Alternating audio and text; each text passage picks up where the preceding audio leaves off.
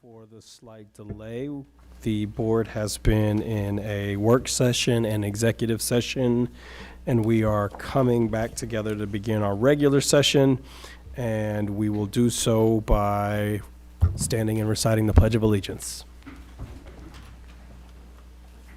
I pledge allegiance to the flag of the United States of America and to the republic for which it stands, one nation, under God, indivisible, with liberty and justice for all. Thank you, everyone. We also need to approve some minutes. Do I have a motion? So moved. Second? Any commentary? Seeing none, Mr. Bevan, please call a roll. Mr. Orr? Yes. Mr. Steele? Yes. Ms. Yingling? Yes. Mr. Gobbin? Yes. Ms. Bacci? Yes. 5-0. And we have arrived at item number 5, which is our superintendent's presentations. Dr. Cooper. Yes. Each month, we are always excited to bring you another just brief story about our district. We call these our Mason Moment Wayfinding stories, and Tracy and her department do a fabulous job of finding those stories and sharing them with us. So, Tracy, you want to take it away? Sure. Thanks. At Mason City Schools, we're committed to helping each and every comet discover their purpose and potential. This school year, we introduced My Mason Journey, a new specials class at MECC and Mason Elementary designed to provide second, third, and fourth graders with a strong foundation in self-discovery, wellness, and career exploration. This course helps students identify their strengths, set meaningful goals, and recognize the impact they can have on their community. Through self-reflection, collaboration, and leadership development, they learn to navigate challenges, build confidence, and develop essential skills for their future. As our youngest learners discover their true north, they gain a deeper understanding of who they are and who they want to become. They are learning to lead with confidence and purpose, becoming difference makers in school and beyond. We can't wait to see how their journeys unfold.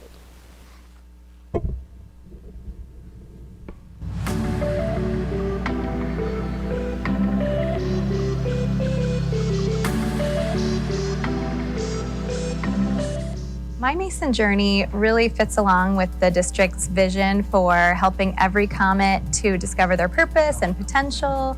It really helps our youngest students to have a foundation of some of those portrait of a comet skills that our district has said are so important, from our community members to our teachers to our students. And it also helps them to learn more about their strengths so that they can impact those around them, and then even what their strengths might mean for their future too. We're learning about how can we change the world. So we're supposed to be nice to 3 people, then 3 other people will be nice to more 3 people. Then we'll just go on and on till the whole world gets kindness from everybody. And then we made cars for Meals on Wheels. It's just so they can have a brighter day and just have a better day and be happier. This is the class, it's not really studying, but it's teaching you about other emotions, portrait of a comet skills, and other stuff.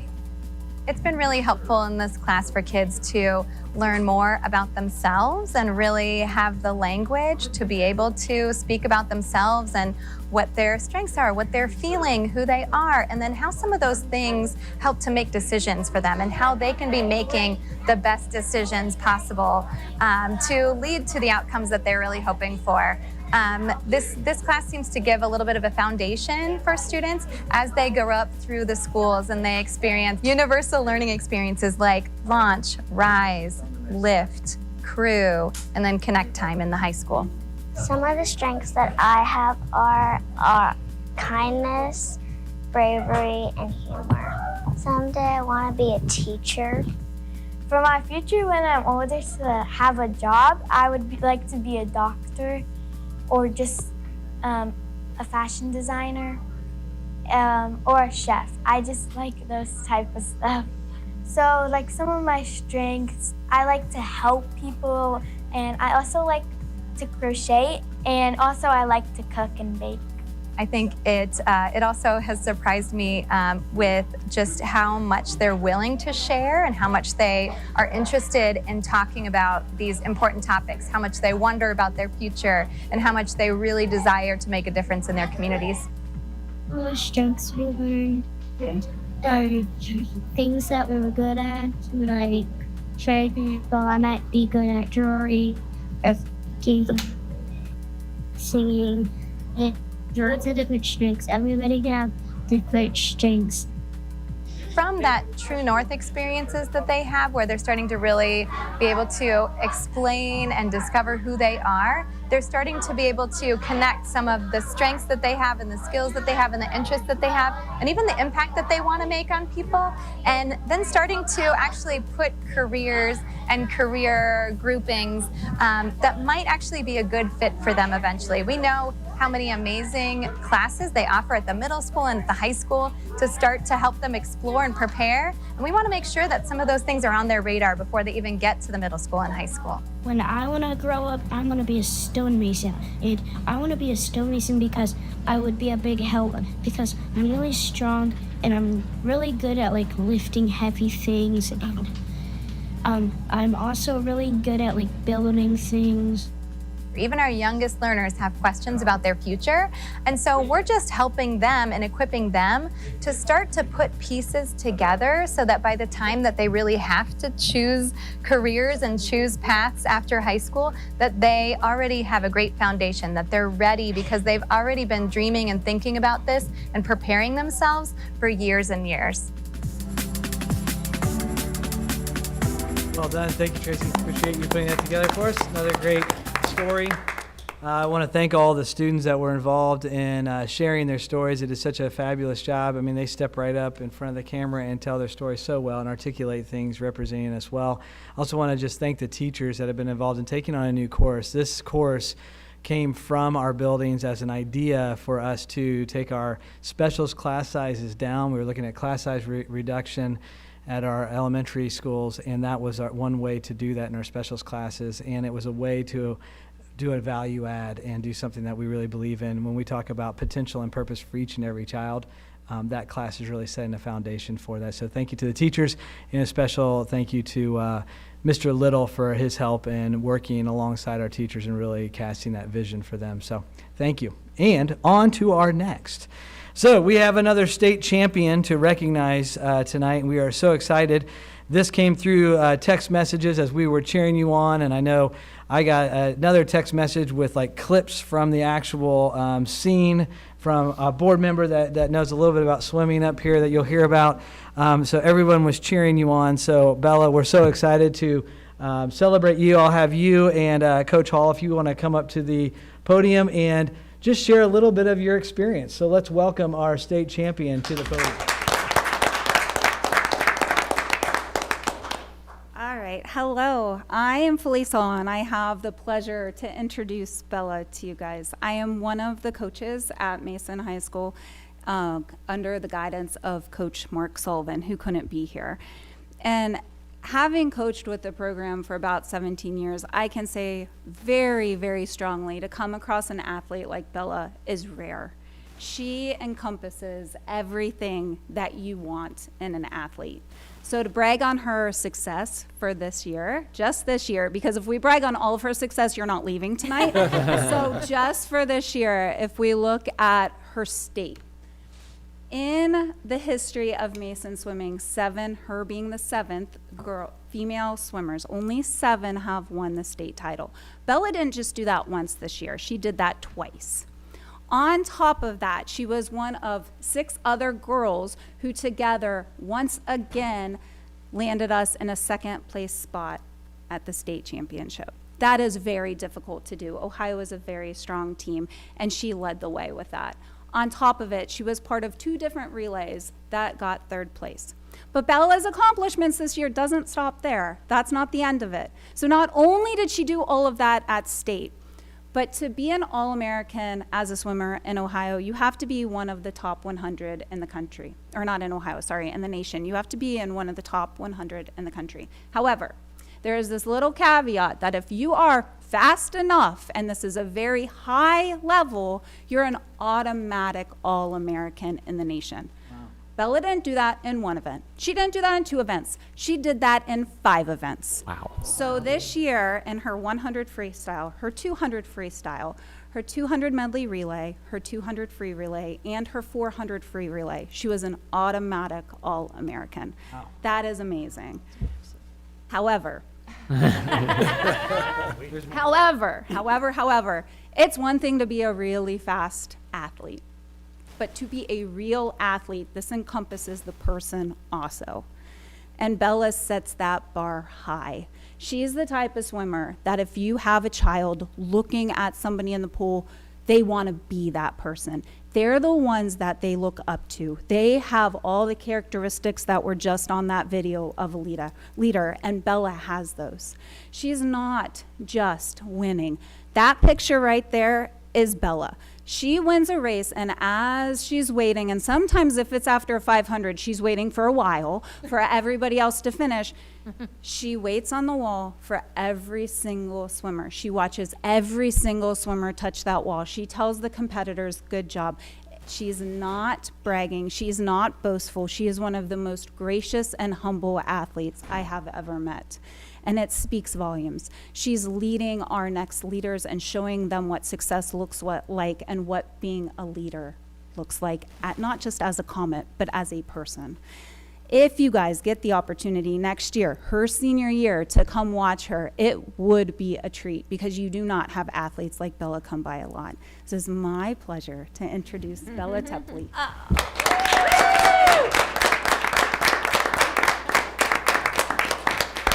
Well, I just want to say thank you because that was such a kind little speech about me.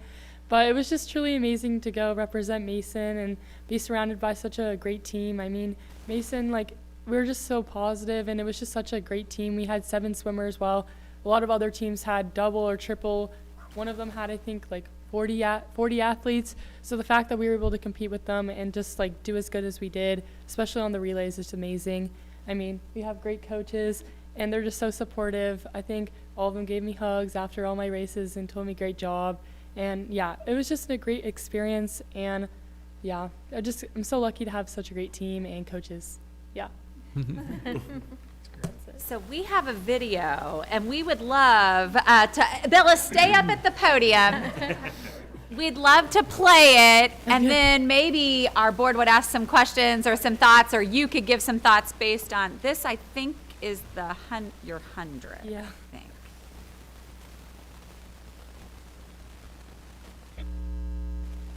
All right, your top seed coming in here is lane 4, Bella Tepley from Mason. She swam a 50.45 yesterday, but she came into the state meet with a district's time of 49.74. We'll start Well, some of these girls, this might be their 7th Race is swim over. of the Subscription. season. Yeah, should be done by There we go. Thank you. We'll start again. Blink, you missed it.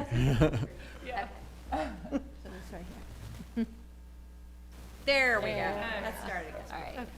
Wait, what lane? So where's the lane? 4 from the bottom. All right, your top seed coming in here is lane 4, Bella Tepley from Mason. She swam a 50.45 yesterday, but she came into the state meet with a district's time of 49.74.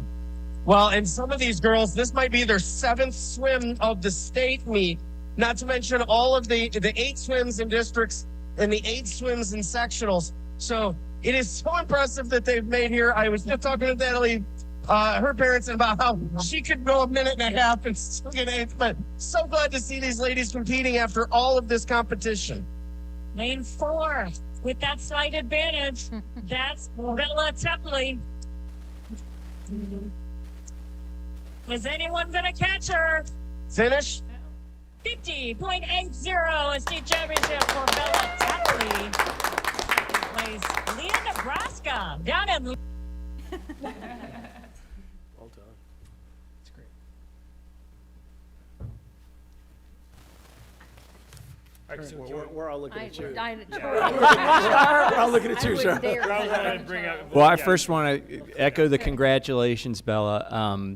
First of all, you're lucky, and it's awesome that you got to have Coach Felice come. We always get to hear from Coach Sullivan, but I don't know if we've ever had Coach Felice over the years. And she's going to give Coach Sullivan a run for his money at the introductory praise that she gives. She did her research. She definitely, I love the context she put in for your accomplishments. I was looking back at some of the names that come to mind when you think about Comet swimming greatness, and I actually got it wrong, because when I was following along, I tweeted out that you joined a couple other former Comet alumni. You're only the second. I thought you were the third, but you're only the second Comet to win the women's 100 freestyle state title, behind Ashley Volpenheim, who I think set the state record when she won it, and then went on to swim at Stanford for 4 years. And she also was a good swimmer freshman through senior year. But you're the only Comet to win the 100 and the 200, which is also really cool to think about, because the 50 and the 100 are like the sprinters, and the 200 and the 500 are like the distance people. You don't get those 100, 200 combos very often. And so I'm just curious, when you go pick a lane at practice, do you swim with the distance people, or do you swim with the sprinters? Because I know you swam the 500 as a freshman and sophomore, and then kind of came down this year to swim the 100. Normally I just do the 500 and 200 pace group, because for me, when I do more training, I feel more confident going into my races. And I think for me, my mindset is almost more important than training 100. So most of the time I do 500 and 200, because I know my pace, and then if I'm hitting faster or that pace, I'm able to go into a meet feeling really confident. So that's what I normally do. That's awesome. Mm-hmm. I was also looking, and something I think is really cool about your, we aren't going to go back into her whole history of back when she was an age group swimmer and stuff, but I was looking back from where you came in as a freshman to where you are now, compared to some of the other girls that we've had who have been state champions. When they come in as freshmen, they kind of dominate from the outset. We've had some freshman and sophomore state titles, but you made it as a freshman but didn't make it to the finals. And to kind of see how much time you have dropped over the time in high school, I think is a really unique thing at this level. Most girls, they're lucky if they can hold on to their best times when they're coming in at 14 and 15, and to see you improve so much. What do you feel like you can attribute that to, as far as just how much you've gotten faster in high school? Yeah.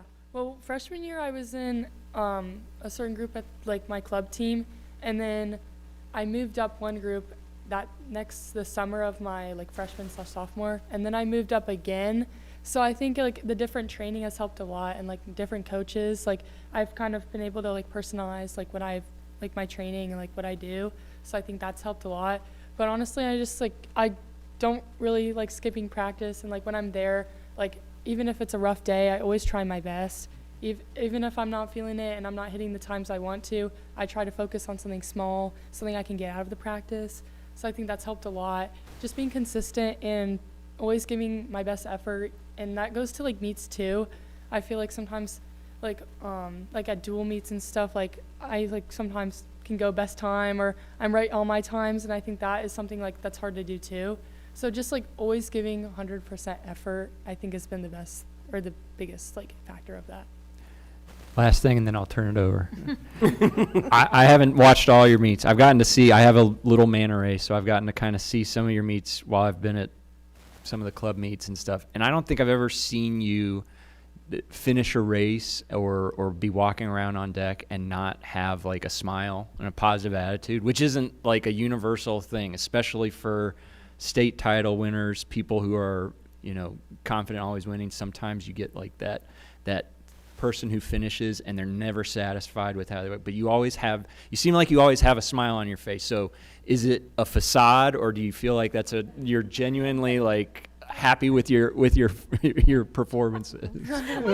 I think I'm just pretty happy overall. Normally I just Carl's trying smile. to get a scoop. Bella Tepley. She smiles, but Somebody needs she's. to go home and I read get to it. race my teammates, which is fun. So we're always having a fun time, and we just talk about fun stuff. So yeah, just having a fun time.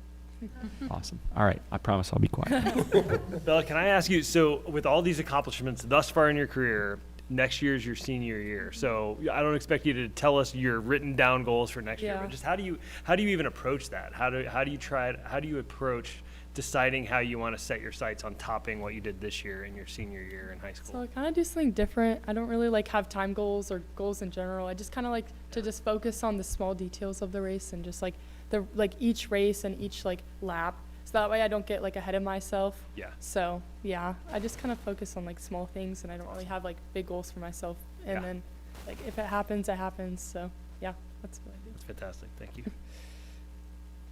That's just incredible to hear not only your accomplishments, but your mindset. And it's really important for your peers and younger students, younger swimmers, younger athletes for any sport. It's really important that they take note of the detail and the breakdown of what's going on up here while the body's doing this. You're a very impressive athlete, and I'd like to know, what are your plans for your future? In swimming, you have an opportunity to teach a lot of people a lot of things, but what about the rest of your life? Because I know you're bigger than just the pool. Yeah. So I'm going to swim at Northwestern. So hopefully I'm able to make a big difference on that team. I think that'd be really fun, and just like traveling and having like making a difference on that team and with my future teammates. And then from there, just like doing something that I think I'll probably major in like business or something, and just doing something that I like to do and surrounded by people, because I think like when I'm around people and like get to be able to like, work with people, like it's more fun. So yeah. Yeah, it's clear you enjoy what you do. I have a question. So off season, what does your workout look like? Do you run? Are you good at other sports? I assume you're really good at a lot of sports. Yeah, so I ran cross country this year, sophomore and freshman year, and I was part of the state team, not this year, but the 2 years before that. And so I think running's helped a lot of like kind of doing something different. But the off season, I swim for the Rays, which is year long. So normally we have like long course, which is like coming up soon. It's just like just double the pool length. So I basically swim all year. I think we get spring break and then a week after, and maybe like 1 week between like the long course and short course season. But swimming's basically all year, so there's not normally like too much of an off season. But if there is like a time where like I'm not like swimming as crazy, I've ran like track or cross country before, which is really fun. And Yeah. the team is so great here, so it's really fun. So you're always moving, Yes. doing something. Yeah. Well, congratulations on your commitment to college, and I know, let's see, you're a junior, right? So next year's your last year. So it's a great feeling knowing where you're going, and you Yes. have that offer on the table. So congratulations. Thank you. So Mrs. Batchy stole my thunder, because while I'm not a swim dad, I am a track dad, and Bella was an outstanding distance runner. So, and then she decided to lock in on the thing that's going to take her the places she wants to go. So congratulations, first of all. But how did you develop the mindset that you have? Because, you know, the races that you do, so you work out with the 200 and 500, and then you ran cross country. Yeah. So those are longer races. So how do you keep your mind engaged, and how do you stay positive, not happy, but positive, with how grueling what you're doing is? Yeah. So a lot of that's my teammates. I think like we all just try to stay positive at practice. At running, we come up with fun games to play. We keep ourselves entertained, which is fun.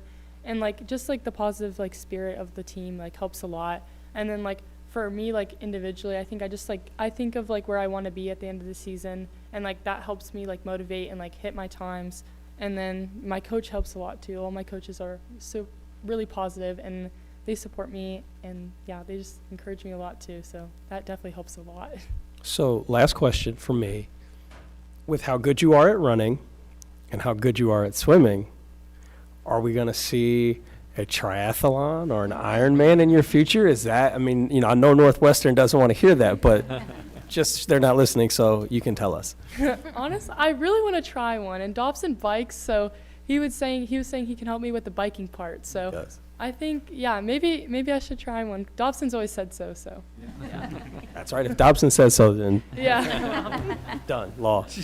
Bella, thank you so much. Congratulations on a historic accomplishment in winning the 1 and the 200 freestyle. We're going to take some photos and give you Congrats, Mom and Dad, too. Congrats, Mom and Thank Dad. you for all the time at the meets Yes. and in the pool. Yeah, anything with a meet as a parent, if you're listening, anything with a meet means you will be there all day. Yes. All day.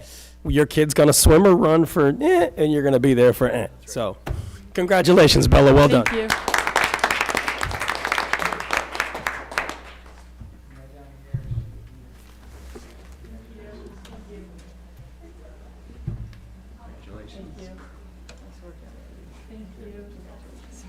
Congratulations, and this is for you. Thank you. Of course. Right in the middle, right here where this little, like stand right there, and then four, just come right around her. Yeah.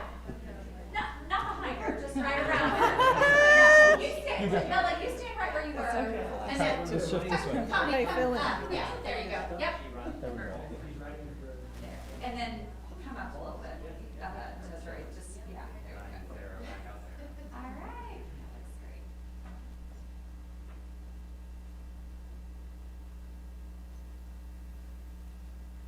Congratulations.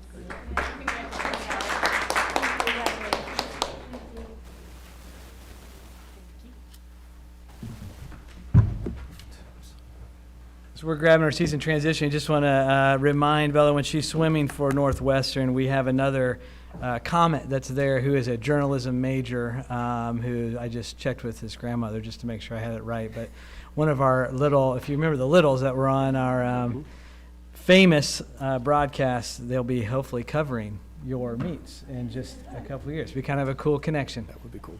Very cool. Well, we've reached the point in the meeting where if you came for the superintendent's presentation, we'll take a pause, and if you'd like to leave, you certainly may, or if you want to stay and listen to all our fun things that we have to approve, you feel encouraged.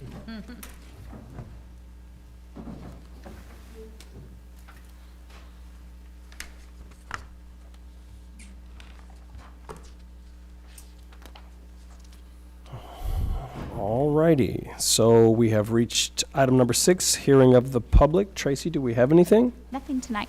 Thank you so much. So we'll move on to item number 7, which is the resolution on tax rates and amounts for 2025. Do I have a motion? So moved. Second. And I believe we'll have some commentary from Sean. Thank you. Yeah, the resolution we have on the agenda is part of our compliance with Ohio budgetary laws. So we start our tax budget process in January. We approve it here at our organizational meeting. Then it goes to the County Budget Commission. And then the last step in the process is to approve the full voted tax rates here tonight. With this resolution, we'll send it back to the county auditor, and it does not set our tax rates for the next year, but it's just part of our, again, part of our process of compliance. We want to be in compliance. So any further comments or commentary? Seeing none, Sean, please call the roll. Mr. Steele? Yes. Ms. Yingling? Yes. Mr. Galvin? Yes. Ms. Apache? Yes. Mr. Warren? Yes. 5-0. Item number 8, superintendent's recommendations, personnel items.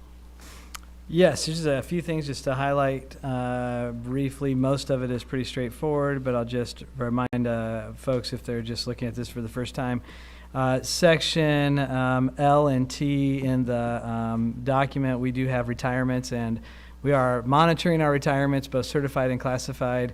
To date, just the other day, we are up to almost 20 certified retirements this year alone, and so we know that trend is going to continue to grow. So we're grateful for everyone's service, and we're also, with that said, really grateful for everyone that showed up at our Comet career launch night, because with all the retirements, we need the next generation of Comet leaders to come into the district. So that process is happening now. So if you are looking for a great place to be and work and to be with other amazing teachers and staff members, please consider Mason and put that on your list. But that's one of the things I wanted to highlight. Section N is continuing contract. You'll see that in there. That's a process that our teachers go through that comes through our building principals and then comes through central office, and we approve that, and there's a time period there, whether they're coming from another district or they're going through our own process here internally. Section Q, there is a new position on there that Sean spoke to us about just a couple months ago, just to support. There was a position we had not filled in the treasurer's office that we are going to fill. We waited for a while, and part of that is to continue to support not only what's going on there, but we also support a lot of our clubs, and I don't know if you want to speak to that at all, but Yeah, booster groups, and there's several groups that we, as a big district, we have several 501c3s and other groups that we work with, so wanting to beef up our support there a little bit for them as well. And then section AE toward the end of the agenda there, you'll see contracted experts. We're fortunate that our students do get to work side by side with experts, whether it's in a musical coming up here at the high school, but also I think this weekend we send our students in symphony, I believe, over to Indianapolis to work right alongside the experts there at Butler University, and it's a really cool, they get professional coaching right there on the spot. So we just love the opportunities and experiences we were able to give our kids with professionals right there with them. Those are the main things. There are other things on the, if you have any questions, but those are the ones I want to point out to you tonight. Thank you, Jonathan. I failed to get a motion on item number, what do we got, 8? 7? So moved. It's 8. So can I have a motion, please? I'll second Connie's motion. And any further commentary? Seeing none, Sean, please call the roll. Ms. Ewing, Yes. Mr. Galvin, Yes. Ms. Abachi, Yes. Mr. Orr, Yes. Mr. Steele, Yes. 5-0. Moving right along to item number 9, superintendent's recommendation, action items. Do I have a motion? So moved. Second. Okay, we have 2 action items tonight. Item A, and the action item is so we have event workers at different events. This is specific to volleyball. We have, and we're so grateful for this, we've had volleyball parents that have stepped up and been line judges, but we are at the place now where it's so competitive, and it's nice to have volunteers, but we also felt like it was the right time, just like the rest of the GMC, to have a paid position. We talked about this at our last board meeting. We approved the actual description for that, but this is actually the pay rate for that specific position. So just wanted to bring that back around so you knew what that was, and that's consistent with the other GMC volleyball teams. And then item B is asphalt overlay repair project. You can see in the notes that we did a bidding process. We did have a company win the bid. The bid was about $100,000 less than we originally had budgeted, which is great news. And this will help to repair the blacktop over at Mason Elementary and Mason Intermediate. So that came through Facilities Committee with Todd, but also gets approved tonight to go through for that work to happen this summer. Do we have someone specifically for the line judge? We will post it, and people will go through the process, and they can, so if someone's interested in being a line judge, we do have a paid position for that now, just like every other district does. Good to take the pressure off those poor parents. I think that's part of it. It's a hard, if you've ever been to one of our games, they're so competitive, they hit that ball so hard, and you're trying to watch the game and enjoy the kids that you know, and then also trying to make a tough call. And not every environment's as friendly as other environments when that happens, when you're making that call. So it's a tough place to put our parents in. So this will be a paid position for someone that enjoys volleyball that can come in and just make an objective call on the line. Great. Any further commentary? Seeing none, Sean, please call the roll. Mr. Galvin, Yes. Ms. Abachi, Yes. Mr. Orr, Yes. Mr. Steele, Yes. Ms. Ewing, Yes. 5-0. We have reached item number 10, which is the treasurer's report. Do I have a motion? So moved. Second. Mr. Bevan? So I have a couple of things on the agenda for approval tonight. So our normal monthly financial reports, we're a little early in the month to approve those for February, so we'll have those on the February agenda for approval. But there's a couple of things we do have on the agenda, some fixed asset disposals from last year. So this is a a list of old assets that have been used up and worn out and that we've either disposed of or sold in some manner. So we're having those on here to approve to officially take those off of our books. A few donations have come in this month as well. And then the last item we have on there is our enrichment program. We have a teacher here at the high school, Dan McKay, who does a nice job with some summer art camps, and so that's on our agenda for approval tonight. Wonderful. Any further commentary? Seeing none, Sean, please call the roll. Mrs. Bouchy? Yes. Mr. Orr? Yes. Mr. Steele? Yes. Mrs. Yingling? Yes. Mr. Galvin? Yes. 5-0. And before we officially move on, I do have one more thing that I wanted to take a couple minutes and talk about, if you'll indulge me. Absolutely, please.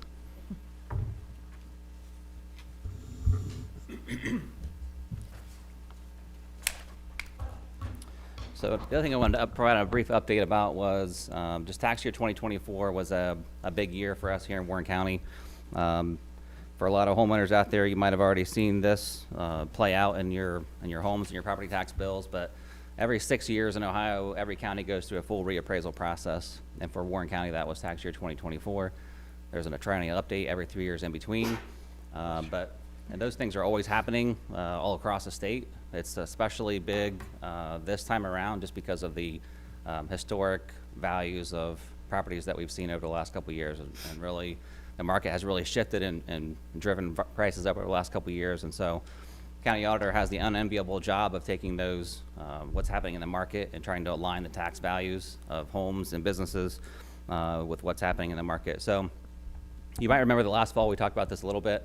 Early estimates that we had on what might homeowners see on their actual tax bills was in Mason we are anticipating about a 7 to 10% total increase in tax bills, and about a 3 to 5% on just specifically on the school portion.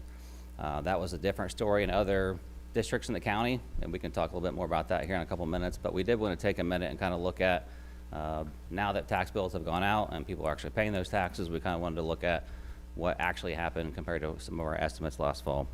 So we did take a sample property tax bill. So this is an actual house in the community, and we have a couple columns up here. One is tax year 23 compared to tax year 24. And again, we're collecting taxes at a year in arrears. So as we sit here in 2025, we're actually paying taxes on our tax year 2024 bills. So for this particular home, if you look at the very first line, we'll just kind of go through the calculation and see what actually worked out on this home. Maybe you can use some of these concepts and kind of apply this to your own homes and kind of see how things worked out for you in particular. But this is a specific example that we have. So in tax year 2023, this particular home had a true value or market value of $425,000. I'll pause right there and say, when we talk about true value or market value, the reason we're using the word true value is that's what the county auditor calls their market value. And so that's the word that they use. And one thing that's important to note is that the county auditor's version of market value is still going to be typically below what you could actually sell your house for tomorrow. The range that they typically aim to be in is about 90 to 94% of actual market value. So even that true value is a little bit less.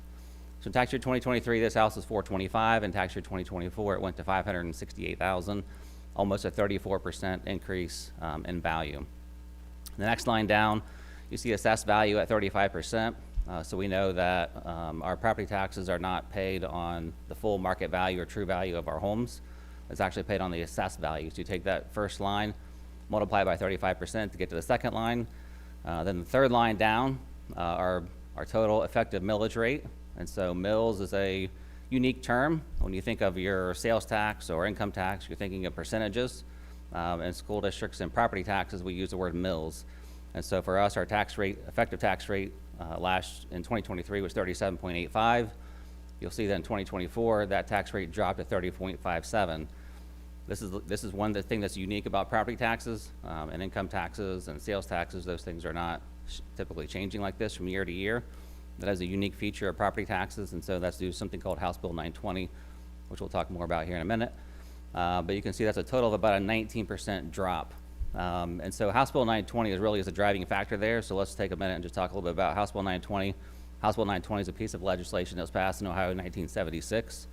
The idea and purpose there was basically if property values rise, homeowners should not have the same kind of increase in their tax bill. So if a house rises by 10%, the increase in property taxes should not be 10%. And that's really the concept of House Bill 920. So that's kind of what we see happening here. It's worth noting that this house went up by 34% in value. The average in our school district was 28%. So this house went up a little bit more than the average, but the drop in tax rate is going to be based on the average, on 28%. If we could go back up for just a second here, Tracy, the last thing I wanted to explain on that was the inside mills. So that very bottom line there, the MCS inside or unvoted mills. So then there's another layer of complication to property taxes. So of those 37.85 mills that we had in 2023, 5.11 of those were inside mills or unvoted mills. So there's two different kinds of millage rates in Ohio. The inside mills, again, are set by law. Those are unvoted mills. Every community has about 10 inside mills, and so those are split between the governmental entities that are in that area. So for us, we have 5.11 of the roughly 10 mills in our area. The rest of those are going to be split between the county or the township or the city, depending on where you live. And so that House Bill 920 that we talked about, so as values go up, the tax rate's going to drop. That applies to voted levies. It does not apply to inside mills or unvoted levies. So if you look at 2023, about 87% of our millage was voted and about 13% was unvoted. So another way to look at that might be that 13% of our mills were not subject to House Bill 920 and we're not going to change. 87% of our mills were subject to House Bill 920 and we're going to change. So that's kind of why, again, you see the drop from 2023 to 2024 in effective tax rates. So we'll go to the next slide and see like what that actually looks like in terms of what this homeowner paid. So on the top, you can see that their tax bill last year was $7,156. This year it's $8,076. That total increase is about 12%. On the total bill, on the school portion specifically, $5,096 last year to $5,492 this year. So that's an increase of a little bit below 8%. So a minute ago, we talked about how the initial estimates were that the total tax bill will go up 7 to 10%. The school portion will go to up 3 to 5%. And again, that's based on 28% average. This house went up a little bit more than the average. So that's why you see this house went up about 8% compared to the 3 to 5% for the average home. So worth noting, because if you look at your home value, one of the things that you're going to want to look at, you can look up all these numbers for your home on the county auditor site. It'll tell you what your tax value was in 2023, what your tax value is in 2024. You can also see the amount that you paid in 2023, the amount you're paying in 2024. And so if your house went up exactly 28%, you're probably going to be in that 3 to 5% range on school tax increases. If your house went up more than that, you're going to be a little bit higher. If it went up less than that, you're going to be a little bit lower. The last line on here, so what portion of our property tax bill goes to the school district? So last year was 71%, this year 68%. And one of the things that's worth noting is that if you see things in the news or hear things or talk to your neighbors or friends in other school districts, this is a big topic in our community, in our county, and really across the state. And the reason being is that House Bill 920 is something that's in effect in our district, but it's not working in every school district or every county across the state. And this gets a little bit confusing, but basically as those tax rates drop, so as values go up, your tax rate's going to drop. It can drop and drop and drop, but it can only drop so far. And the law says it cannot go below 20, and so we call that the 20 mil floor. You can see that we're not on the 20 mil floor because this year we're at 30.57 mils. Some districts across the state, in fact, 2/3 of districts across the state are at that 20 mil floor. And so if you think about it, you can kind of imagine that if the value of your home went up by 28% and you were already at the 20 mil floor, instead of seeing a 8% increase in your tax bill, you're going to see a much higher increase. You might see a 28% increase in your actual property tax bill. So that's a significant factor and a big topic of conversation around the state, for the state legislature, for communities, for school districts. And so that's something that we are hearing a lot in conversation. Again, that's not a direct impact that we're seeing in our community and our schools, but it is a big topic. The other thing I'll mention is that because of market values and the rise in property values, you can imagine that there's a lot more districts now on the 20 mil floor than there were 5 years ago. In fact, about 8 years ago, less than 30% of schools in Ohio were on the 20 mil floor. And again, as we sit here today, we have about 2/3 of districts in Ohio on the 20 mil floor. And so if you go all the way back to 1976 and the late 70s and early 80s and periods of high inflation, which the inflation we've seen in the last couple of years are rates that we haven't seen since that time, the idea back then was that high inflation was something that the legislature needed to fix in terms of property tax bills. So that's really when House Bill 920 came into play. We're in a similar situation now in terms of inflation, and so we're just watching really closely to see what might happen across the state and how that might affect property tax calculations or property tax bills in the future. This is a bigger topic for other schools than it is for us, but one of the things that's important to note is that even though any changes that may happen in the legislature to property tax calculations or property tax bills or the way those things are calculated may not directly impact us because we're not on the 20 mil floor, but they could indirectly impact us. And the reason I'll give you an example of how that might indirectly impact us.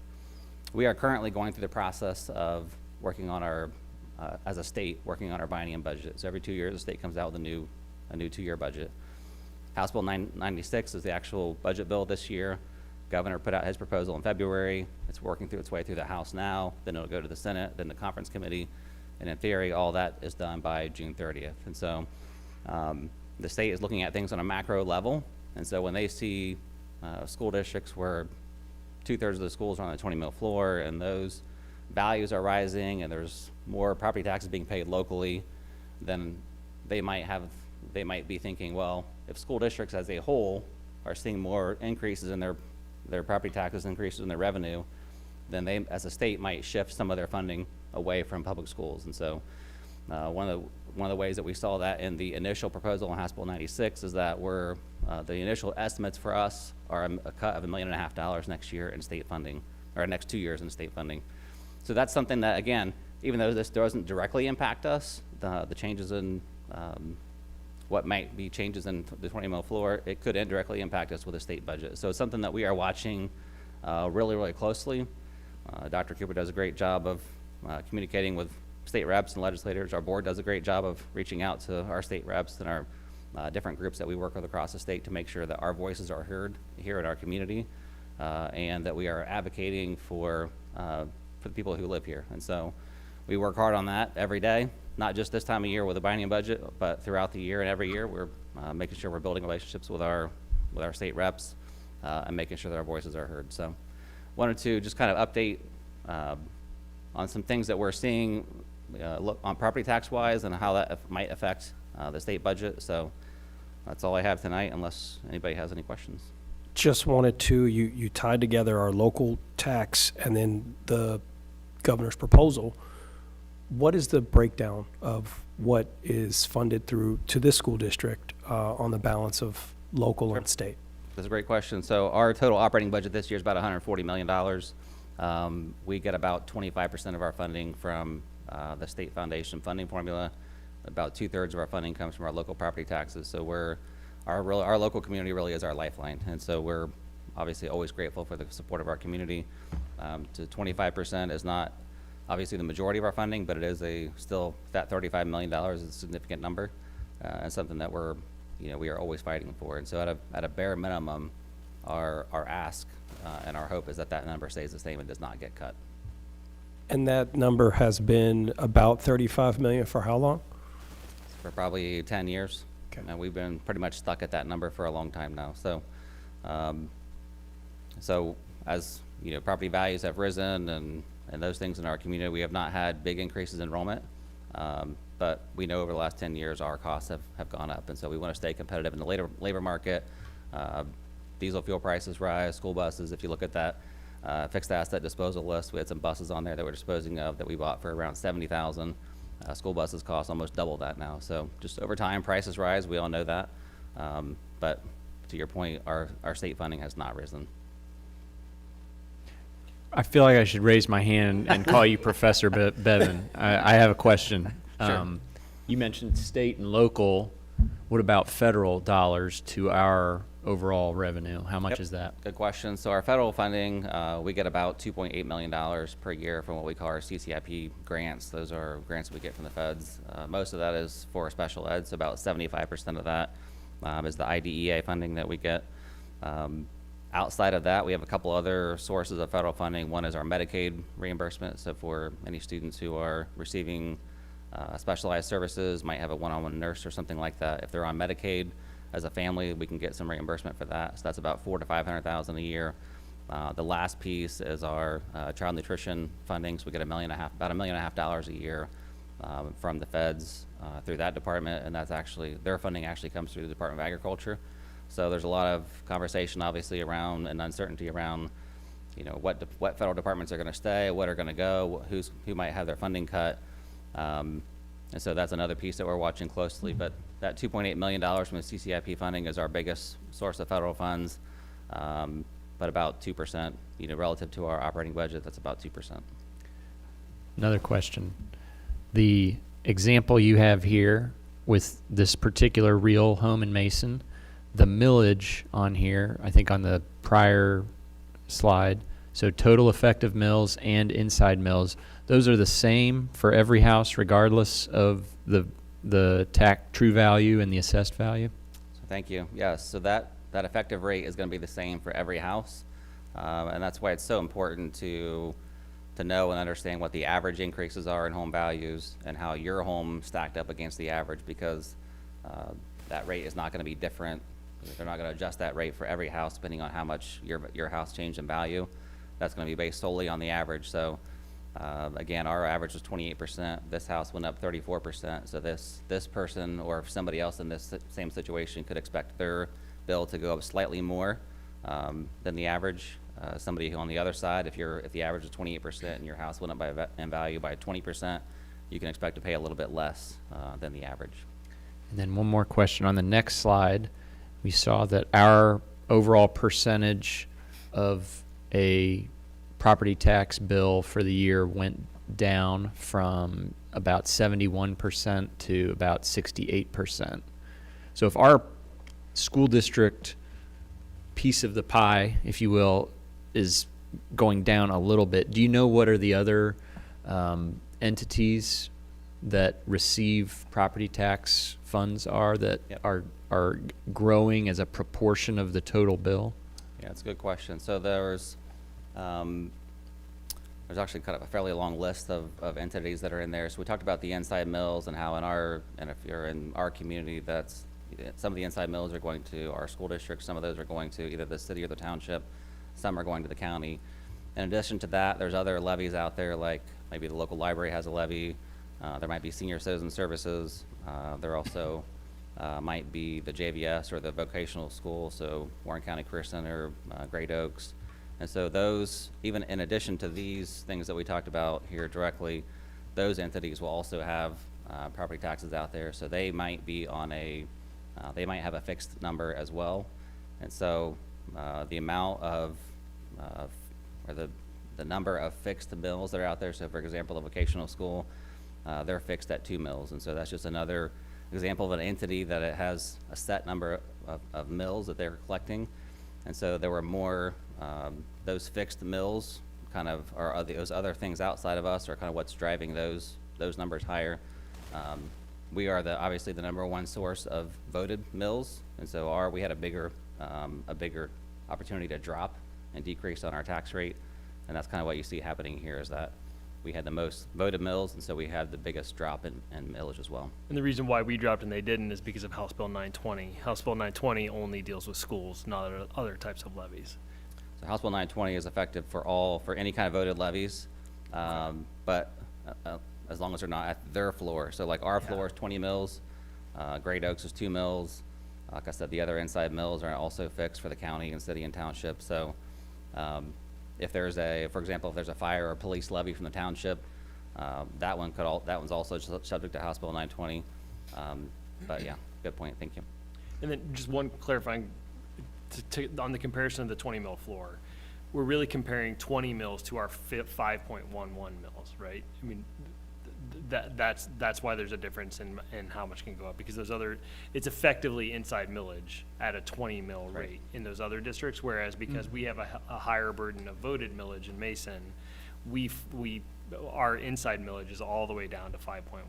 So just to keep that, kind of bring that home as to why we're different than other districts. So one way to think about it might be that when we say that 87% of our mills were voted last year and 13% were unvoted, we had a 28% average increase on 13% of our mills. If you take that 28% of 13%, you're going to get about 3.5%, and that's really what our average was in that 3 to 5% range. It's really driven by those inside mills. Thanks, Sean. Thank you so much. Questions? Thank you. I know this is complicated, but if anybody out there has questions, we have community conversations. We had a couple of them yesterday where we talked about a little bit about this. Always happy to field questions via community conversation, email, phone calls. So please reach out if you have questions. Thank you, Sean. Thank you, Sean. Always make it, as simple as it can be for our community to understand how we are financed through their continued support, and how the external things that we will try to influence but can't directly control can have deep impacts at home. So thank you for that. So we'll move to item number 11, which is committee reports. So it looks like Arts and Activities, Finance, Mason Schools Foundation, and Safe and Inviting Schools have met since the last time we met. So we'll start with Tracy at the Arts and Activities. So at Arts and Activities Council, we approved some clubs, including at the high school, our printed circuit board club, which is super cool and using resources and space in our Dream Center. So love seeing that space coming to use and kids already eager to get in there and collaborate with their classmates on doing some really great things.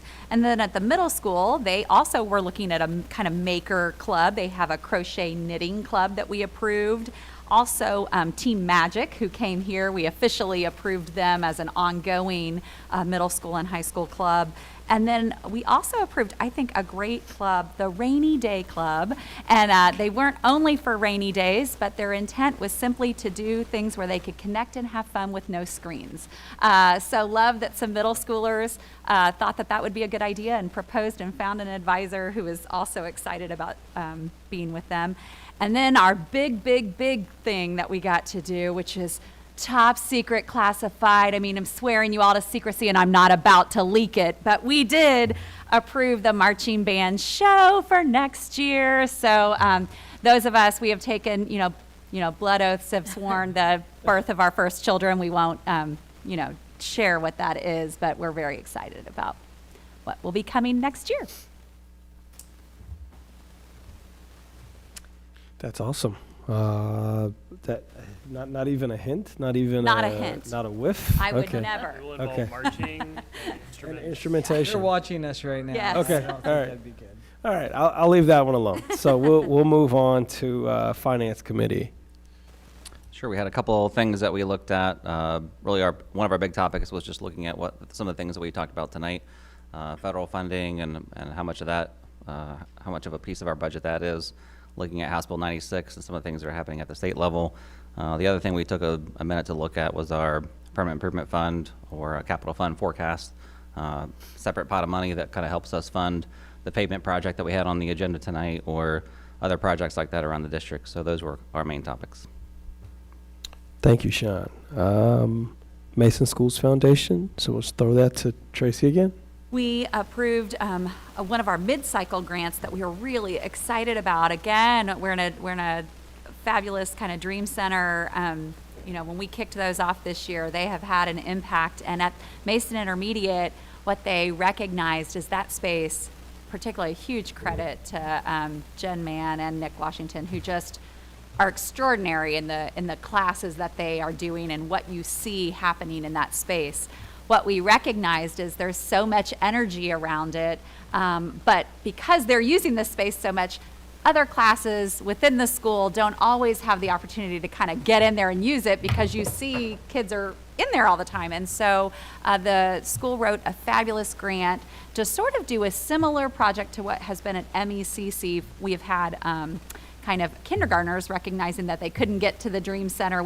For a long time, the Mason Schools Foundation has funded launch pads that were kind of STEAM spaces in front of each MECC Pod, and now we're kind of doing that at the MI building with MI Dream Carts that are using a lot of the same kinds of tools, and you can check out and have different ways for teachers to bring the materials just into their class. So really excited about that grant, and grateful for our teachers and staff who were putting that one together.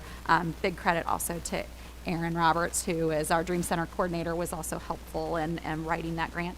And then in between now, another top secret. I'm just filled with, top secrets tonight. But we also have, selected some distinguished alumni. And so there'll be a huge excitement to have our very first grad who is under 40. This will be a new thing this year, and I think we have an outstanding, slate. We have really comets who have gone on to do so many incredible things, and I know that energy is going to grow and grow over the years. And then we also, we're bringing back our distinguished alum, and had some really good, wonderful recommendations from lots of people who sent us some really great nominations. So that will be officially announced before commencement, but they'll be recognized at the commencement ceremony this year. Awesome. Blink twice if that person worked at ESPN. I'm kidding. Okay. Safe and inviting schools, but Todd's not here, so Jonathan, you want to take that? So, and I think Desiree and Connie were also there, so fill in anything I've missed. But we had TJ Glassmeyer did an excellent job talking about our threat assessment process, and we went through each of the steps of what is a threat assessment, when do we give a threat assessment, how do we determine what is a threat and what's not a threat. There's different levels to that process. This is just a part of our regular rhythm of work that we have in our district, whether it's a localized, we heard somebody say something, to we get a tip through the tip line, how do we handle that? So we walked everyone through that in the committee, and everyone engaged, and then we did, we had a couple scenarios or tabletops that we went through together as table groups, determining we each had different roles to play, and I think, Tracy, you were there, few of us were there. So you took on a role, persona, and you went through this whole storyline, and then we looked through the lens of the threat assessment to say, what level would this be at? We had a little bit of alignment as a team. So it just helped everybody understand the process. Everybody was able to give some feedback to that. We also advertised some things that are coming up that we're looking at, like the little tags for the alert tags that they're looking at. So there's a lot of things that we're reviewing always as for safety measures, but those were some of the things we talked about, and I don't know if you want to add anything to that. I was completely impressed with that that presentation, I guess I'll say. We, in this world, are continually dealing with crazier and crazier threats, it seems like, in more unlikely places. And what I liked about that program, and so many others that we do, is we focus on not just telling people that we stand for a threat-free environment for our students, but also, if you do see something, if you do experience something, this is what you do about it. And sometimes that can make all of the difference, empowering the people around you into keeping the entire environment safe. So hands-on and a how-to, not just a what. It was very good. It's very proactive, very whole child-centered, and very much a proactive approach to safety, which we appreciate. Thanks. Thank you. We are now at item 12, which is our legislative update. So, Dr. Cooper, back on you. Really brief. I'll just mention, echo what Sean mentioned earlier. He really covered that House Bill 96 is the hottest topic right now at the state level. That's the budget bill. We, just so folks that might be tuning in, just so they understand the process, I'm in personal conversations with our state senator and House representative, and even our county auditor, Matt Nolan, and just talking to them about our interest as a school district in a community, and how, one, local control is important to us. Two, the funding that Sean mentioned earlier is really important, that they leave that alone, don't take more money from us, even though we've been flat funded for, I think, 15 years or 10 years. You can see the charts that Sean showed at previous meetings. So we're communicating that on a regular basis. If anybody, sometimes a lot of people ask, well, what can we do about it? You can write to your legislators. Steve Wilson and Adam Matthews will listen if you write to them. You can also call their office and mention where you're from and what your position is, and you can also write in testimony if you like written testimony, because there are hearings that are happening on this right now to remind them that we need to continue to keep the funding levels where they are so that we can continue to deliver on excellence that we have been able to do here at Mason City Schools. If you ever have any more questions about that, Sean and I'd be happy to sit down. There are a few other things that we're watching closely. There's lots of bills that get thrown around right now at the state level. Our job is to determine locally which ones are moving and which ones are just put out there, because they're, believe it or not, bills are put out there just to get people talking, whereas others are actually, depending on who's putting them out there, are moving. And so we watch that closely. We know some of the realities of that. So you'll hear things like they want to increase the amount of time that kids are in school. That's Adam Byrd. Well, the increase recommendations they have are not where we are yet. So we're okay with it. I mean, those are things like it's not impacting us directly, but again, local control is something that we would advocate for. We already are, yeah. There are some schools that have very low levels of how long their kids are in school instructional time. We really try our best to protect that instructional time the best we can, and so that is part of our position here. But there are other bills that we're watching closely, like House Bill 153, 155. There's many things going on at the state level. We'll continue to be active there, but if anybody has any questions, we're also happy to sit down and explain where those are and where we are as a district on this.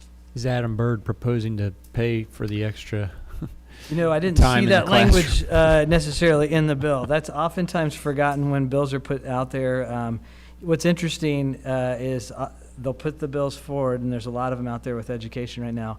There's also one out there that's called a deregulation bill, and so they'll ask us, what kind of things do you want on that? And I'm like, well, if you just go back through the last 3 weeks of bills that you just put on there, just take those off, and then we'll just deregulate that. We'll just start there. So that's kind of the conversation that we have. I have another meeting coming up with legislators that are outside of our district that are curious what our position is. I'll be meeting with in the next week and a half just to share our perspective on things. And like you said, the process is the governor goes first, it goes to the House. A lot of bills get proposed that sometimes have nothing to do with budgets and money, and you know, this mad dash to June 30th, it gets cobbled together, gets passed in the biennium budget, and so we'll know more as the process continues. Yeah, when it first came out, it was that quick shock of, okay, well, we could potentially lose $1.5 million in the governors. So we'll watch closely what everyone else, how they handle that, and continue to advocate. And then if it gets to a place where it gets worse than that, then we would definitely have more to say in different ways to do that. Thank you so much, Jonathan. We'll move to item 13, which is administrator commentary, and per our custom, start with you, Mrs. Carson. I just want to celebrate and thank the thousands of community members who showed up over the last couple of weeks to our beautiful Mirrors and Windows events that we had. Black History Fest was just, it's hard to describe the energy that was there. It was just fantastic. And I had so many people, including, I think of a vendor particularly who, because we do a Black-owned business showcase, who just talked and said how wonderful it was to sit in a space and feel just so supported. And not just consuming culture, but to actually be with our pockets doing things to support it. And it was just amazing. So many thanks to the organizers, including Dr. Jordan and Soraya Smith, our MC, and our student MC, Lauren, and also Nick Washington, who plays the lead role. That was just a fantastic event. And then Taste of Mason. This was our 18th Taste of Mason. And when I think about who our community is, it just shows up on that night. You just see the beautiful reflection of what makes Mason such a unique and special place in Southwest Ohio. Our performers, our student groups, and the care and thought that they put into designing experiences. I had my own daughter, I think stayed up at the one booth for 45 minutes, and then they were down watching eagerly to watch. I saw Charles' little kids watching with bated breath to the various performances, and of course our food vendors who have just grown and grown over time. The amount of really delicious and wonderful offerings that we have in our community is just really special. And a huge thank you to Angie Engen, who has helped for many of those nearly 18 years, I think, of really doing a lot of the back end effort. Leslie Turner in my office as well, who works really hard at that. Then our incredible MCs, Mary Lee and Jim Venemeyer, who are just put a great deal of time and space into doing that. It is a signature event for our community, and our community definitely showed up in both of those places. So just really special. I was punctuated well by Christine's sneeze to end that. So we will move to Dr. Brennan. Yeah, just another word of appreciation for our My Mason Journey specials teachers and Dan Little, who's worked really closely with them to create something really special and unique to Mason. I think every time I have an opportunity to spend time in one of their classrooms, the energy is the same. I mean, students are just engaged. They are talking about their strengths and then those connections to careers. It's really, I think, something that I'm excited to see in just such a short period of time, how it's taken root and where it will go. And on the other end of that, also a shout out, when you think about sort of the career exploration, the opportunity to spend some time up in Columbus with other assistant deputy superintendents, chief academic officers from about 7 different Midwestern states, other districts that are in similar size in the sort of 5,000 to 15,000 student range. And our XLP students came to share their work. And this was the first time, because it's our juniors who are rising in to be a part of that leadership board for next year. So they hadn't ever given any kind of talk like this before. And when I tell you they wowed this room full of educational leaders, I mean, I don't know how to express it. Like jaws were dropped, and it was just a wow moment for them. And really, and these are districts that we have a ton of respect for and are inspired by often. And what they saw our students doing, it just really opened up their minds to like, wow, what is possible. So a huge credit to our students. They came in, they shared, and then they went into breakout groups, and they were managing small table discussions amongst these, these district leaders beautifully, really opening their minds. And there in the background, being very quiet as he typically is in those settings, was Joe Schroeder, our XLP coordinator, and really letting students shine.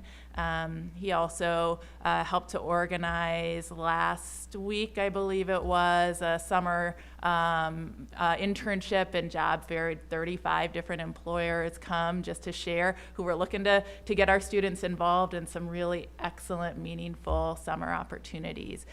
So it's really neat to see now, starting to see our second graders thinking about where might I want to be, and knowing where that can lead to in high school. So thanks to all of them and their leadership in making that happen.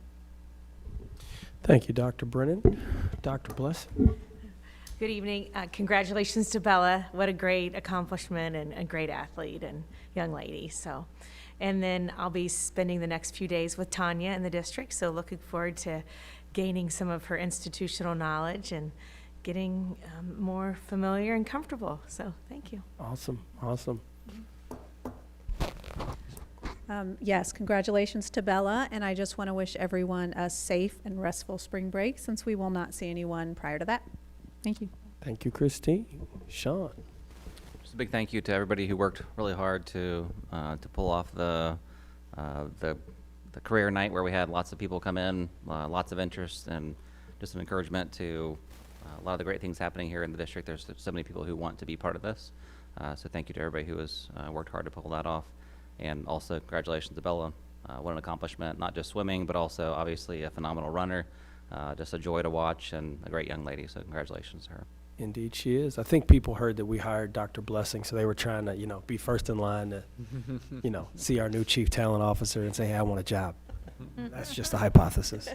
That was the word on the street. That was. Dr. First, Cooper. just want to thank Sean for just your consistently explaining things clearly to us and educating us and being patient, because I've asked the question probably 4 million times, the difference between this mill, this mill, this mill, why is this one House Bill 920? So thank you, because it does prepare me well when I'm talking to other folks about it. So appreciate it.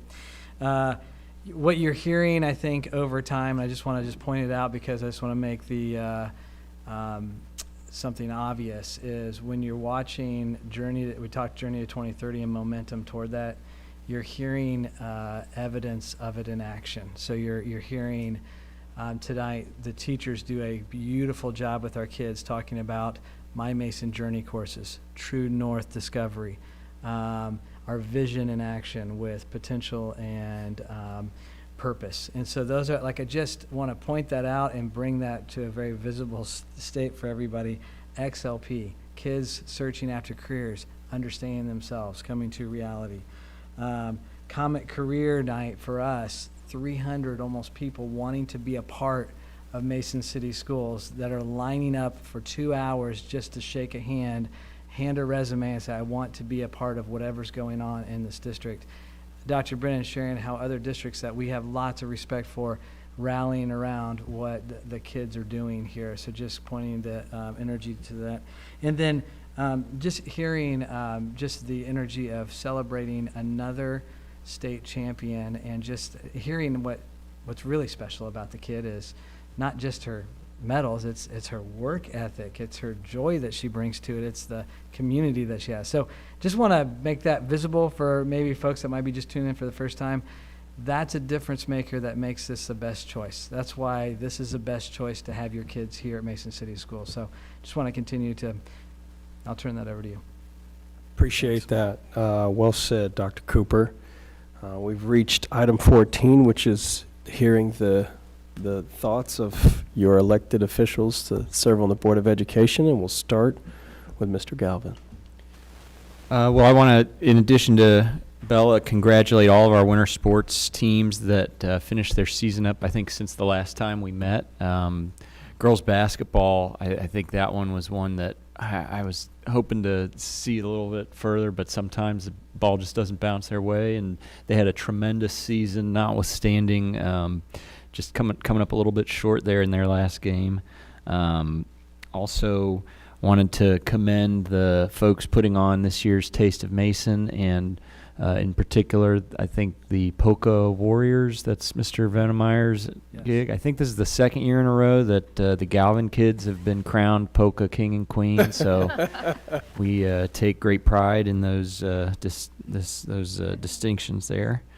I'm excited to get up bright and early this week and head to the AP government class with Miss Miller and Miss Wilcox, and hear from our presidential candidates who I think have probably got as much material to work with to create a realistic candidate as they've ever had in their lives. So looking forward to that, and then just excited for the spring break on the horizon, the weather, and looking forward to the spring. So that's all from me.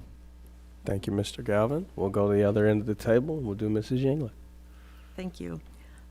We spent a lot of our board meetings accenting and highlighting and showcasing our students, our staff, and how unique we are.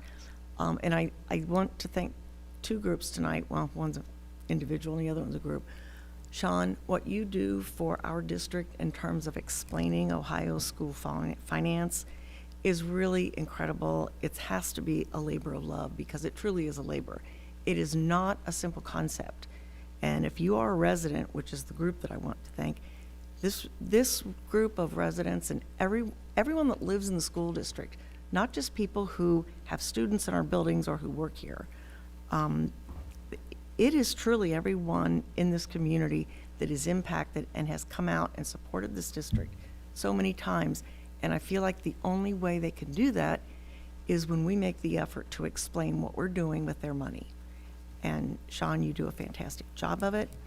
And you enable our community to support this district, to sit and discuss and showcase all of our students, all of our staff, every single board meeting we have. And it is such a joy to sit here and be a part of it. Thank you. Thank you, Mrs. Yingling. Mrs. Batchy? Thank you, Ian. Well, I do want to circle back to Sean because I think I have a really good grasp. And then tomorrow I'm like,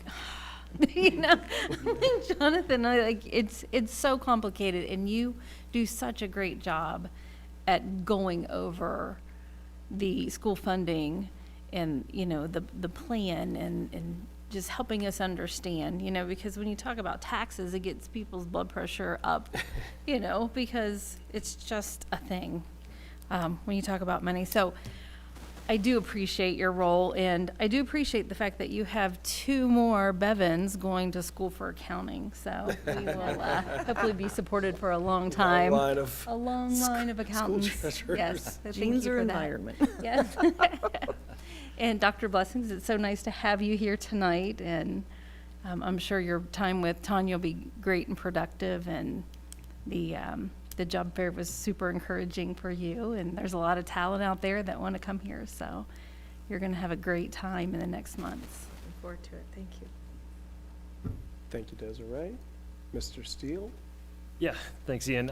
Since our last meeting, we've just had so many awesome opportunities to celebrate and experience the rich cultural and religious experiences that our community has to offer. The Black History Month celebration, which is just, if you've never been, you need to go next year if you want to just walk into a room filled with joy. It is a packed house, and it is joy from wall to wall, and just such an awesome time. Taste of Mason, there's no other event like it in Mason. We're so lucky to experience that.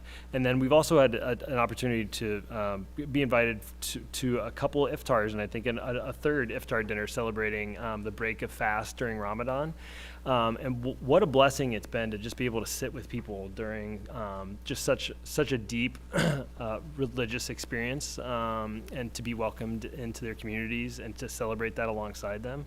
Specifically, I want to thank the Lunar Moms of Mason for the community iftar event that was just incredible a couple weeks ago. Thank you for the invitation. Thank you for bringing the community into your experience in that way.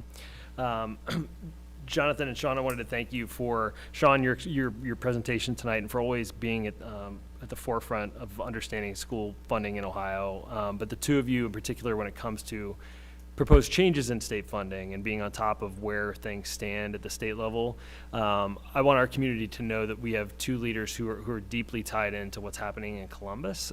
So not everything that they share or the influence they bring to bear is a public story to be shared. They have the relationships and having the conversations, advocating for our district in particular, to say don't take state funding. And you have demonstrated your relationships have made an impact on our community in Columbus, and so we thank you for that, and we thank you for staying on top of this, because we want to stay on top of what's happening with the budget, and we know that you're going to keep us up to date on all the nuances that are going to start to happen as the process moves through the House and the Senate. So look forward to hearing more and understanding what our next moves might be depending on where things take us. So appreciate that. And then just one tiny plug: this weekend, the Mason Middle School Drama Club is having the Descendants, the performance. I'm very, very excited to see it and to move on to the next thing in the year after a very long number of months of rehearsing. Just a spontaneous off the top of your head. We rehearsed that. Not as much as the Middle School Drama Club rehearsed Descendants, but we rehearsed that. So yeah, but honestly, I mean, it's a middle school performance, but you wouldn't know that it's a middle school performance. And they're actually doing, I think, 1/2 of Descendants. I mean, it's going to be awesome. So please come see it. And then, real quick too, I'll be at the AP Government class Thursday too with you, Charles. But also, Charles and I got to experience firsthand conversations with the XLP program with our high schoolers last week, or yeah, it was last week, right? Yeah. Donuts with lawyers, and we've seen the students present at Capitol Conference and other settings, but to be with sit with the students and have conversations as the professional in the room, that was a first for me, and I continue to be blown away by our students and their thoughtfulness. And the questions that they asked were just incredible. I mean, I had one student ask me, at some points I thought I was on a job interview, but this was a really good one. They asked me what was my biggest regret in my career. Wow. And at first I thought, that's a really hard question. Why did you ask that? But then it made me think of, think of something that actually was a really meaningful feedback to give them that hopefully will help them on their journeys. And I just thought to myself, I thought I was a pretty thoughtful high school kid, but I never would have occurred to me to ask an adult what their biggest regret in their career was. But thank goodness they did, and thank goodness that they're bold enough to ask that. So thank you, Joe Schroeder, for all you're doing, and the students, and for the opportunity. Thank you, Matt. Most of what I'm going to say has been said, so I'll make it as quick as I can. Again, congratulations to Bella. Anytime you can be the first person to do the thing that you did, it is monumental. So, hopefully we can see her back to back. That would be awesome. And then move from the runner-up as a team to having a swim team championship next winter. We had our first, not our first, but a girls wrestler that made it all the way to state championship. She's a freshman, so expect big things. Girls basketball, it's just been a special run for the past, 4 years, and just a lot of talent in that program. Coach Gideon's first year at the helm, and was a really successful campaign. Sorry to see it end the way it did. Just kind of ran into a buzzsaw of a team. And then this past weekend, because I am a meet parent, I spent all of Saturday at the Ohio Track Coaches Indoor State Meet. And while the team was not as successful as we were last year in winning that meet, Carrington Harper was a state champion triple jumper. So hopefully we'll get to celebrate Carrington here pretty soon. All of the cultural opportunities, had you come to the Black History Month Mirrors and Windows, you got to see me in a cowboy hat. I thought that was pretty cool. In celebration of some black cowboys that actually got that name started. The iftars have been great. Just being able to experience that another part of our community with them as they celebrate their faith and belief, but still making space for others has been amazing. But and this is going into my 4th year on the board, and while I wasn't able to hire, which is our duty to hire the superintendent and treasurer, I have been able to be in on your contract renegotiation and making sure you, Sean Bevan, stay here. And that is one of the proudest votes I've taken. You are the bar to me for school treasurers. The way that you communicate this thing that is the lifeblood of what this district does, I can't describe it because before I sat in this seat, you and I sat in a meeting one-on-one. And we looked at the 5-year forecast and we walked through it together. I don't know if you remember that. And which got me really comfortable with understanding what we do. So to anyone listening, to anyone in the room, if you have questions, we have accessibility. Dr. Cooper was at coffee at 8 a.m. and Sonder at 5:30. So, we are trying to give you that space to step into as a community to interact with us. Sometimes Charles will go, I'll be there, Matt will be there, Desiree or Connie, and so you can access us. That's the beauty of local governance, is that we're not hard to find. We shop at the same places that you do, and the impact of what Sean did tonight and does on a daily basis, we are in the people business. And so from the superintendent down to us, right, from a financial outlook, our ability to finance our operations here, it goes through our treasurer. And so, there's no job too big, no job too small, but making sure that our finances means that we can serve them all, right? Serve our staff, our nutrition, our bus, it runs through everything we do. We call it the foundational rock for a reason. And so I want to thank you for taking care of that, because that takes care of them and it takes care of our students. And that's really the whole reason we're here. And so it's not that, we're hoarding resources or that we are a fairly efficient model, if I do say so, of asset allocation and distribution. We don't get to just passively raise taxes when we feel like we need more money. We have to ask, which is unique in governance. So just thank you again. Thank you, Jonathan. Thank you, team. Excited about the Comet Career Fair. I won't be able to make, one of my favorite things to do as a board member is to evaluate, you guys have no idea how cool this is. We get invited to little things to judge. Not that we know anything, but the AP government presidential thing is one of the coolest things ever. These kids are so creative and funny, and their campaigns are so spot on, and they will slash Medicaid or they will give free health care. It's it's a pendulum, it's a spectrum, and it's awesome. And we get to ask questions. I won't be able to make it.